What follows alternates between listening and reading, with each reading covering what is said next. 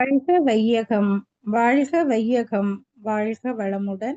குரு வாழ்க, குருவே துணை.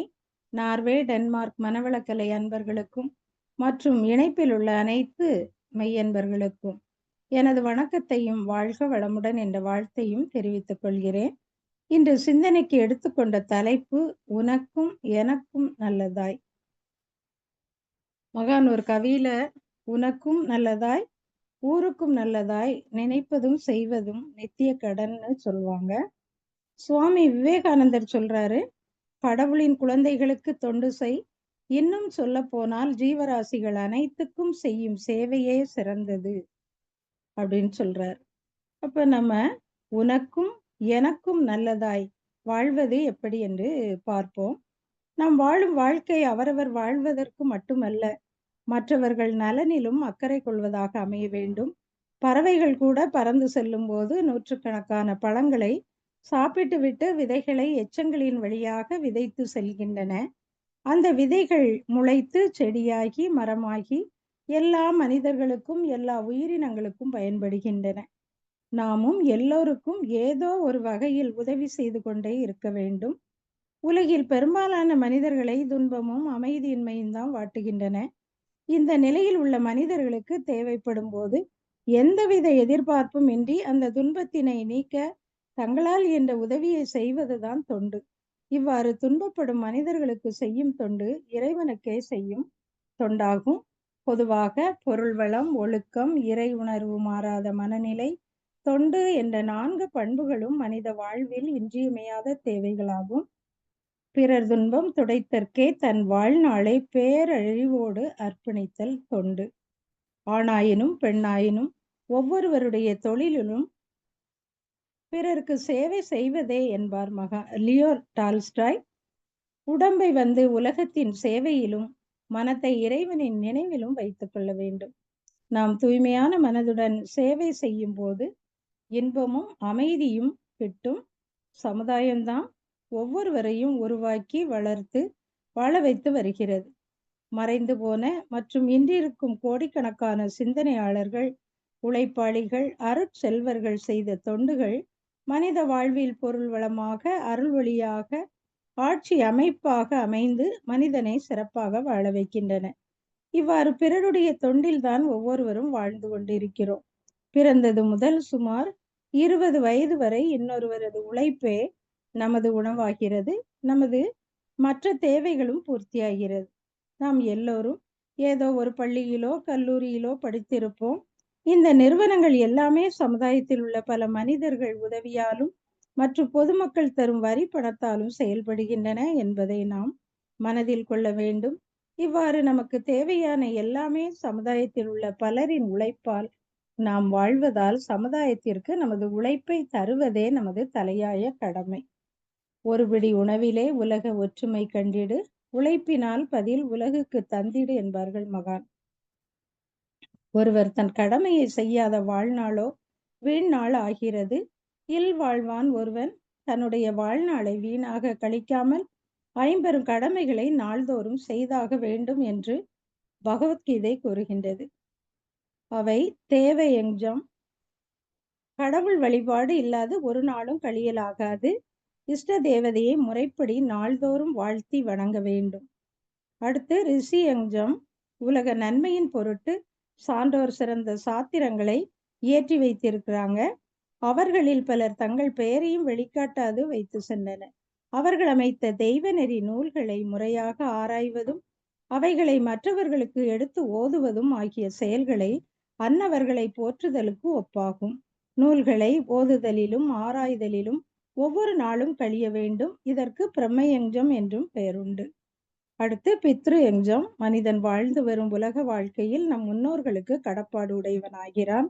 அவர்கள் எவ்வுலகில் எந்நிலையில் இருப்பினும் இன்புற்று இருப்பார்களாக என்று அவர்களை குறித்து நித்தமும் நல்லெண்ணம் எண்ணுதல் வேண்டும். உயிரோடு இருக்கும் பெற்றோர்களுக்கு நாள்தோறும் பணிவிடை செய்வதும் பித்ரு எஞ்சத்தின் பிரிவினையாகும். அடுத்து நரயஞ்சம், மக்களது பசியை போக்குதல், பிணியை நீக்குதல், வாழ்க்கையை பண்படுத்துதல், கல்வியை பெருக்குதல் ஆகிய இவை யாவும் நரயஞ்சத்தில் அடங்குகின்றன. காலத்துக்கு ஏற்றாற் போன்று நரயஞ்சத்தை மாற்றி அமைத்தல் வேண்டும். அடுத்து பூதயஞ்சம், ஆடு மாடு முதலிய விலங்குகள் மக்களது வாழ்க்கைக்கு பல விதங்களில் பயன்பட்டு வருகின்றன. அவ்வுயிர்களை மக்கள் நன்கு பேணி வருதல் பூதயஞ்சமாகும். இந்த 5 வகை கடமைகளில் மனிதன் உறுதியாக ஈடுபட வேண்டும் என்று கீதையில் கிருஷ்ண பரமாத்மா கூறுகிறார். இந்த கடமைகளில் தன்னுடைய உடல் நலம் மனநலம் காத்தல் முக்கியமானதாகும். உடல், குடும்பம், சுற்றம், ஊரார் உலகோர் காற்றும் கடமை முறையே முக்கியம். கெடாமலும் பார் ஒன்றினால் மற்று என்று மகான் சொல்வாங்க. குடும்ப தலைவருக்கு 5 வகை கடமைகள் உள்ளன. தான், குடும்பம், சுற்றம், ஊரார், உலகம் என்ற 5 பிரிவினருக்கும் கடமை செய்து வாழ வேண்டியது அவசியம். இந்த 5 வகை கடமைகளையும் அவரவர்கள் உயர்த்தி கொண்டே இருக்கலாம். முற்காலத்தில் ஒரு கதை பார்க்கலாம். முற்காலத்துல ஒரு சிறிய கிராமத்துல தண்ணீர் வசதியே கிடையாது. ஆறோ குளமோ கிணறோ எதுவுமே கிடையாது. அங்க வாழக்கூடிய மக்கள் அவரவர்கள் அந்த கிராமத்துல இருந்து ஒரு பல மைல் தொலைவில் சென்று தான் தண்ணி எடுத்துட்டு வருவாங்க. அப்போ இப்படி மக்கள் கஷ்டப்படுறத பார்த்துட்டு ஒரு பெரியவர் என்ன செய்தாருன்னா, எல்லாரும் சேர்ந்து நம்ம ஊர்ல ஒரு கிணறு தோண்டுவோம் அப்படின்னு எல்லாரையும் கூப்பிடுறாரு. ஒருத்தர் கூட முன் வரல. அவருடைய மகன் கூட வரல. இவர் மட்டும் ஒரு இடத்தை தேர்ந்தெடுத்து அதுல கிணற தோன்றாரு. அவரால முடிந்த அளவு அவரது இறுதி காலம் இருக்க வரை அதை கொஞ்சம் கொஞ்சமா தோண்டினாரு. இதை பார்த்து கொண்டிருந்த அவருடைய பேரன் பெரியவனானதும் தாத்தா தோண்டிய கிணற திரும்ப அவன் தோண்ட ஆரம்பிக்கிறான். அவன் தோன்றதை பார்த்து மக்கள் எல்லோரும் வந்து திரும்ப சேர்ந்து எல்லாரும் அந்த கிணற தோன்றாங்க. கிணத்துல வந்து நல்ல தண்ணி வந்தது. மக்கள் மிகவும் மகிழ்ச்சி அடைந்தாங்க. மக்களுக்கு தண்ணீர் கஷ்டமும் தீர்ந்தது. மக்கள் அந்த சிறுவனை மிகவும் பாராட்டினாங்க. அவங்க தாத்தா காட்டிய வழியில் தனது ஊர் மக்களுக்கு நல்லது செய்ய வேண்டும்ன்ற காரணத்தால அந்த கிணறை தோண்டினா. இப்படி நம்ம செய்யும் ஒவ்வொரு செயலையும் நமக்கும் பிறருக்கும் நல்லது செய்வதாக இருக்க வேண்டும். மகான் ஒரு கவியில சொல்றாங்க, தான், குடும்பம், சுற்றம், ஊர், ஜாதி, மதம் என்ற தலைகளை எல்லாம் தாண்டி மனித குலம் உய்ய ஏன் நீங்கள் ஒன்று கூடி எல்லோரும் நலமாய் எந்த வகை அச்சமும் இன்றி இனிது வாழ ஆன்ம அறிவை உயர்த்தி அமைதி தர போகா அது தலைவர் கடமையன்றி வேறு எவர் செய்வார். வான் உலகை பற்றி நீங்கள் வகை வகையாய் பேசி வந்த காலம் போச்சு, இப்போ ஊன் உடலை மதிப்பீர் அப்படின்னு சொல்றாங்க. அப்ப தனி மனிதன் சமுதாயத்திற்காக நான் உழைக்கிறேன் அப்படின்னு சொல்லிட்டு தனது உடல் நலத்தை கெடுத்து கொண்டாலோ தன்னுடைய குடும்பத்தை கவனிக்காமல் விட்டாலோ சமுதாய நலனிற்கு ஒருவர் தொண்டு செய்ய முடியுமா? முடியாது. உடல் நலனும் குடும்ப நலனும் வீணாகிதான் போய்விடும். அப்போ ஒருத்தர் உடலையும் மனதையும் நன்றாக பேணி வாழ்ந்தால் அதுவே சமுதாயத்திற்கு லாபமாக நன்மையாக அமையும். அவ்வாறின்றி தன் உடல் நலம் குன்றி நோயுற்றால் சமுதாயம் தானே அதை ஈடு செய்ய வேண்டும். சமுதாயத்திற்கு இரு விதத்திலும் கஷ்டம், அது நஷ்டமா தான் வரும். ஏன்னா முதலால அவரால் கிடைக்கக்கூடிய லாபம் போயிடும், ரெண்டாவது அவருக்கு செலவும் இழப்பும் தான் உண்டாகும். அப்போ எனவே தனி மனிதன் தன்னை பாதுகாத்துக் கொள்வது என்பது சுயநலமன்று, தன்னை உடல் நலம் மிக்கவராக, ஆற்றல் மிக்கவராக, ஆற்றல் உள்ளவராக, கல்வியில் தேர்ந்தவராக மாற்றிக்கொள்வது. இவையெல்லாம் சுயநலமாகாது. எந்த சூழ்நிலையிலும் உன் உடலையும் மனதையும் நீ பத்திரமாக பாதுகாத்துக்கொள். சூழ்நிலை மாறும், மனிதர்கள் மாறுவார்கள். கடைசி வரை உனக்கு துணை உன் ஆரோக்கியமான உடலும் தெளிவான மனம் மட்டுமே என்று கிருஷ்ண பரமாத்மா சொல்றார். சுவர் இருந்தாதான் சித்திரம் வரைய முடியும். அதே போல இறைவன் கொடுத்த பொக்கிஷமாகிய உடலை ஆரோக்கியமாக வைத்திருந்தால்தான் பிறருக்கு உதவி செய்ய முடியும். நோயற்ற வாழ்வே குறைவற்ற செல்வம் என்கிறார் ஔவையார். மனிதன் உடல் நலத்தோடு வாழ்ந்தால்தான் இல்லம் காத்தல், பொருளீட்டல், துய்த்தல், பிறருக்கு உதவுதல், தொண்டாற்றுதல் ஆகிய நிலைகளில் நிறைவு பெற முடியும். உடலானது நலமாக இருந்தால்தான் வாழ்வில் இன்பம் நிலம் ஏற்படும். திருமூலர் சொல்றார், உடம்பார் அழியின் உயிரார் அழிவர், திடம்பட மெஞ்ஞானம் சேரவும் மாட்டார், உடம்பை வளர்க்கும் உபாயம் அறிந்தேன், உடம்பை வளர்த்தேன், உயிர் வளர்த்தேன் அப்படின்னு சொல்றார். அப்போ உடம்பு அழிந்தா அந்த உயிரும் அந்த உடலை விட்டு நீங்கிவிடும். பிறகு உயிருக்கு உற்ற துணையான மெஞ்ஞானமாகிய இறைநிலை பற்றிய சிந்தனையிலையும் ஈடுபட முடியாது, இறைநிலையை அடைய முடியாது. எனவே உடம்பை அழியாது காத்து வளர்க்கும் வழி நான் அறிந்தேன், உடலை வளர்த்தேன், உயிரை வளர்த்தேன் என்று உடல் நலத்தின் அவசியத்தை திருமூலர் சொல்றார். இன்னொரு பாடல்ல உடம்பினை முன்னம் இழுக்கென்றிருந்தேன், உடம்பினுக்குள்ளே உருபொருள் கண்டேன், உடம்புள்ளே உத்தமன் கோயில் கொண்டான் என்று உடம்பினை யான் இருந்து ஓம்புகின்றேனே என்று திருமூலர் சொல்றார். அப்போ உடம்பை நான் முதல்ல பாவத்தின் சுமைன்னு தான் நினைச்சேன். அந்த உடம்புக்குள்ள இறைநிலையை கண்டேன். அந்த உடம்பினுள் இறைநிலை உயர்ந்த கோயில் கொண்டு இருக்கிறது. எனவே இந்த உடம்பை பாதுகாத்து வர்றேன் அப்படின்னு சொல்றேன். அப்போ உடல் நோயிற்றால் உடலை பாதிப்பதோடு அன்றாட கடமைகளை ஆற்றுவதற்கான செயல்திறத்தையும் பாதிக்க செய்து சமுதாயத்தோடு நன்முறையில் தொடர்பு கொள்ள இயலாமல் செய்து விடுகிறது.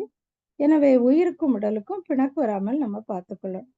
உடல் நலம் காக்க எளிய முறை உடற்பயிற்சியையும், உயிர் வளம் காக்க காயகல்ப பயிற்சியையும், மனவளம் காக்க அகத்தவம் அகத்தாய்வு பயிற்சிகளையும் மகான் நம்மளுக்கு கொடுத்துருக்காங்க.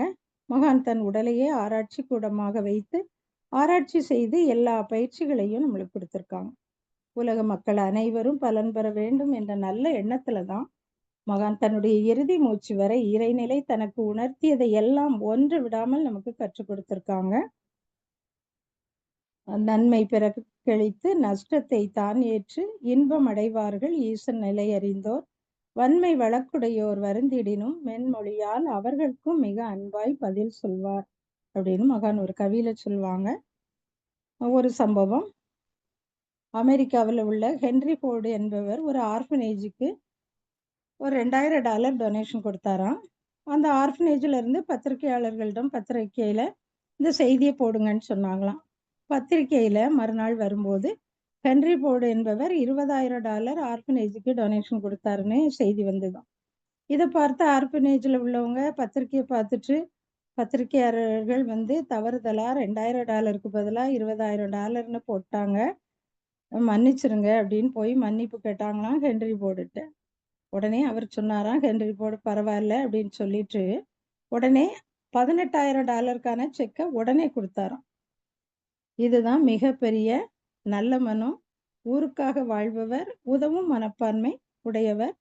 அது கண்ணதாசன் ஒரு பாடலை சொல்வாரு, மனிதன் என்பவன் தெய்வமாகலாம், வாரி வாரி வழங்கும் போது வள்ளலாகலாம், ஊருக்கென்று வாழ்ந்த நெஞ்சம் சிலைகளாகலாம், உறவுக்கென்று விரிந்த உள்ளம் மலர்களாகலாம்னு சொல்றார். உற்ற செல்வம் உடல் உழைப்பு அறிவு இவை கொண்டு உலகுக்கு உதவியருள் தொண்டாற்றி மகிழ்வோம். நம்மிடம் செல்வம் இருந்தால் பணமாக கொடுக்கலாம், உடல் உழைப்பை கொடுக்கலாம், அறிவை கொண்டு கல்வி அறிவு கொடுக்கலாம், அதுவும் இல்லை என்றால் அவர்களுக்கு ஆறுதலான வார்த்தைகளை நம்ம சொல்லலாம். மேலும் வாழ்க வளமுடன் என்று எல்லாரையும் நம்ம வாழ்த்தலாம். காலையில எழுந்தவுடன் வாழ்க வையகம் வாழ்க வையகம் வாழ்க வளமுடன் என்று வையகத்தை குறைந்தது 3 முறையாவது வாழ்த்தலாம். அப்படி தினந்தோறும் எல்லாரும் சொல்லும்போது பிரபஞ்சத்துல அந்த வாழ்த்து பதிந்து உலக மக்களுக்கு நல்லதே தான் நடக்கும். என் கடன் பணி செய்து கிடப்பதே என்று அப்பர் கூறுகிறார். உலகத்துல பலதரப்பட்ட நிலையில் வாழும் மக்களுக்கு தொண்டு அவசியமான ஒன்று. மனிதன் தன்முனைப்பு காரணமாக தான் என்ற அதிகாரப்பற்றும் தனது என்ற பொருட்பற்றும் கொண்டு வாழும்போது அதன் விளைவாக பேராசை, சினம், கடும்பற்று, முறையற்ற பால் கவர்ச்சி, உயர்வு தாழ்வு மனப்பான்மை, வஞ்சம் என்ற 6 தீய குணங்கள் எழுகிறது. அதன் காரணமாக பொய், கொலை, களவு, சூது, கற்பழிப்பு என்ற பஞ்சமா பாதகங்கள் விளைகிறது. இத்தகைய தீய குணங்களை நாம் அகத்தவும் அகத்தாய்வு செய்து சீரமைக்கணும். விட வேண்டியதை விட்டு விட்டால் பெற வேண்டியது அனைத்தும் அங்கேயே இருப்பது நமக்கு தெரிந்துவிடும். மனிதன் குறுகி நிற்கும் எல்லையை கடந்து தன்னை உலக மக்களின் வாழ்வின் நலத்திற்காகவே அர்ப்பணித்து எண்ணம், சொல், செயல் என்ற 3 வித ஆற்றல்களை பயன்படுத்தும் பெருநோக்க செயல்தான் தொண்டு. வாழ்வதனை முற்றுணர்ந்து அதை அமைதி, வெற்றி, வழிகண்டு வாழ வைக்கும் பேரறமே தொண்டு. அப்போ எல்லாருமே தத்தம் கடமைகளை முறையாக நம்ம செய்தோம்னா இல்லாமை என்ற துன்பமே ஏற்படாது. குழந்தை பருவத்தினர், தொழில் புரிய இயலாதவர்கள், மாற்றுத்திறனாளிகள் சமுதாயத்துல நிறைய பேர் இருக்காங்க. இவங்களுக்கு நம்ம உதவி செய்ய வேண்டியது மிகவும் அவசியம். மனிதன் என்ற உருவினிலே மாக்கள் உண்டு, மக்கள் உண்டு, மனமறிந்த தேவருண்டு, மதி நிலைத்த மனிதருண்டு, மனமறிந்து மன இதமாய் மாக்களுக்கும் மக்களுக்கும் மனம் உவந்து தொண்டாற்றும் மாமுனிவோன் முழு மனிதன். மனிதன் மனிதனாகவே வாழ்வதே இயலாததாகி போன இந்த உலகத்துல நம்முடைய மகானவர்கள் அருள் தந்தையாய், அருளாளராய், அருட்கவியாய், தற்கால சித்தராய், தத்துவ ஞானியாய், மகானாய், அருத்தொண்டராய் வாழ்ந்தவர்கள். நன்றி. ஜனவரி 61ஆம் ஆண்டு நாள் 1 ஞாயிற்றுக்கிழமை காலை. இன்று நான் உலக சமுதாயத்திற்கு என்னை முழுதும் அர்ப்பணித்துக் கொண்டு விட்டேன். என்றுமே இனி எனது அறிவின் ஆற்றல் யான் ஈட்டுகின்ற பொருள் பொது வாழ்விற்கே சென்றிடுவேன். ஊர் ஊராய், நாடு நாடாய் சமத்துவ சமாதான தொண்டு செய்வேன் என்று 1961ஆம் ஆண்டு உலகிற்கு தன்னை முழுமையாக மகான் அர்ப்பணித்துக் கொண்டார்கள். மரம் செடியாக இருக்கும்போது ஆடு மாடுகள் அந்த செடியை கடிக்கும். அதே செடி மரமானதும் அதை கடித்த ஆடு மாடுகள் அந்த மரத்தின் நிழலில் படுத்து உறங்கும். இவ்வாறு தன்னை துன்புறுத்திய ஆடு மாடுகளுக்கு கூட மரம் நிழலை கொடுக்கிறது. அதுபோல எந்தவித எதிர்பார்ப்பும் இல்லாமல் பிறர் நமக்கு துன்பம் செய்தாலும் அவர்களுக்கு நன்மை செய்து கொண்டே நாம் வாழ்வோம். முற்காலத்திலெல்லாம் குளம் வெட்டுறது, அதனை சுற்றி மரக்கிளைகளை வெட்டி நடுதல், மக்கள் நடக்கும் வழிகளை செதுக்கி சீர்திருத்தல், தரிசு நிலத்தின் உள்ளடக்கத்தை செப்பம் செய்து உழுவயலில் ஆக்குதல், அவற்றுடன் வளமாக நீர் வரும்படி தோண்டி சுற்றிலும் சுவர் எழுப்பி கிணற்றை உண்டாக்குதல் என்று சொல்லப்பட்ட இந்த 5 பகுதிகளையும் உண்டாக்கியவன் சொர்க்கத்திற்கு செல்லும் அறத்தை அறிந்தவன் என்பதனை குளம் தொட்டு கோடு பதித்து வழி சீத்து உளம் தொட்டு உழுவயலாக்கி வளம் தொட்டு பாகுபடும் குணற்றோடு என்றும் இவ்வைம்பாற்படுத்தான் ஏகும் சுவர்க்கத்துக்கு இனிது என்று சிறுபஞ்ச மூலம் பாடல் உணர்த்தது. பிறருக்கு தொண்டு செய்வதில் எடுத்துக்காட்டா வாழ்ந்து காட்டியவர் அன்னை தெரசா. அவங்க அன்பும் கருணையும் கொண்டவங்க. அவங்க ஆதரவற்ற குழந்தைகளுக்கு அம்மாவாக திகழ்ந்தவர். உறவு இல்லாதவர்களிடையே ஒரு உறவை ஏற்படுத்தி கொண்டு உதவி செய்து வந்தாங்க. இதற்கு காரணம் வாழ்வில் சிக்கல்களை அவர் தெளிவாக புரிந்து கொண்டதுதான்.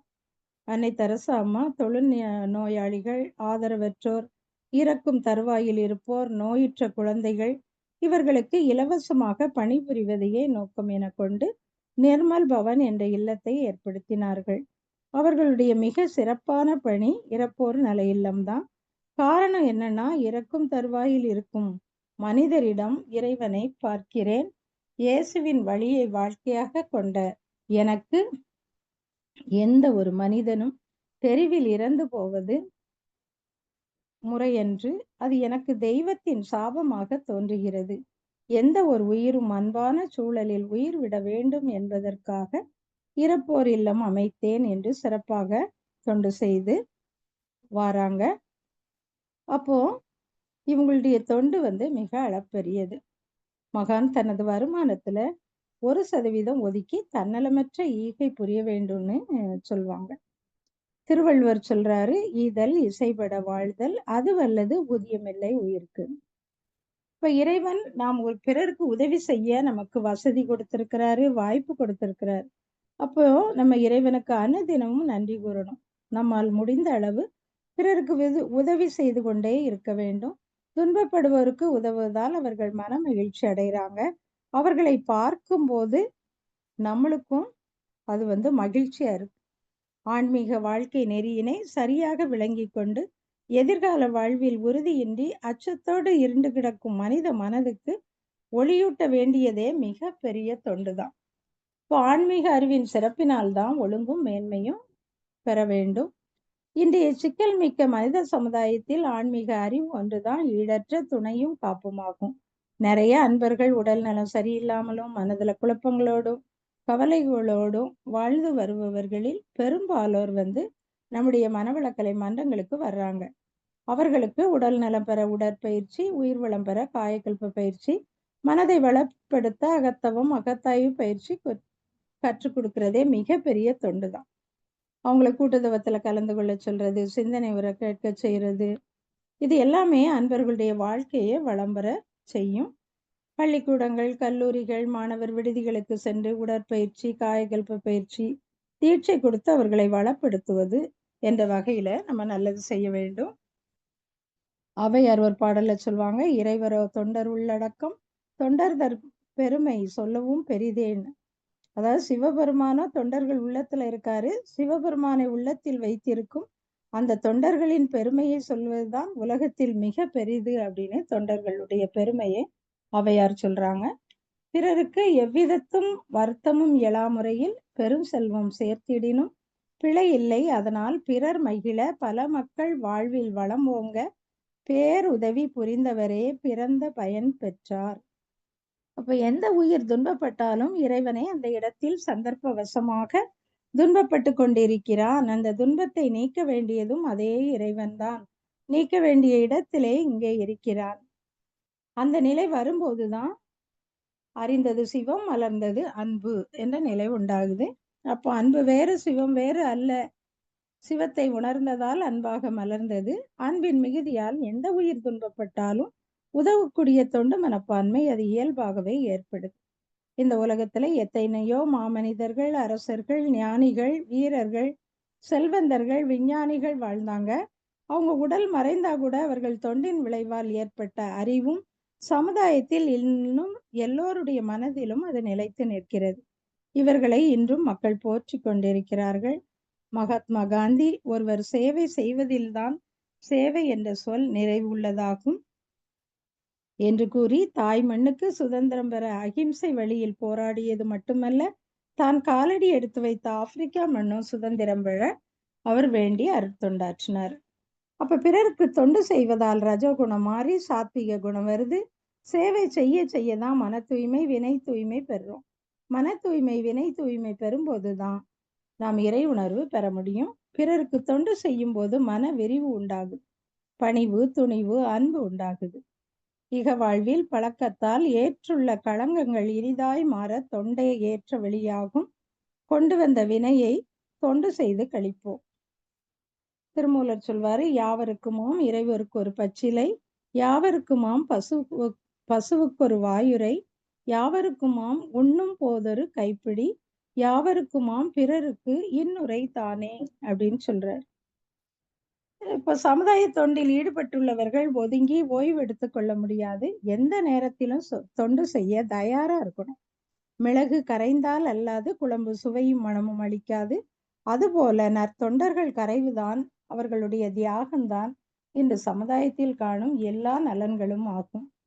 பாரதியார் சொல்றாரு, சுடுதலும் குளிரும் உயிர்க்கில்லை, சோர்வும் வீழ்ச்சியும் தொண்டருக்கில்லை. நாம் பிறரை எதிர்பார்க்காமல் நம்மால் முடிந்த அளவு உதவியை பிறருக்கு செய்து கொண்டே வாழ்வோம். தொண்டாற்றுவதற்கு எந்த விதத்திலும் எக்காலத்திலும் வரம்பு கட்டக்கூடாது. தொண்டுக்கு முன் வருபவர்கள் அர்ப்பணிப்பு உணர்வோடு இருத்தல் அவசியம்.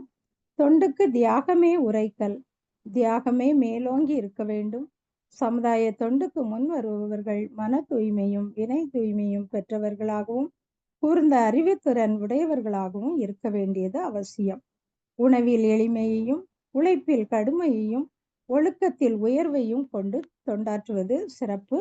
யாதும் உரை யாவரும் கேளீர் என்ற கனியம் பூங்குன்றனார் வாக்கிற்கேற்ப உலகம் நட்போடும் ஒருவர் தேவையை மற்றவர் உணர்ந்து ஈகை செய்தும் பிறருடைய துன்பத்தை போக்கியும் வாழக்கூடிய உன்னதமான நிலைக்கு வர முடியும்.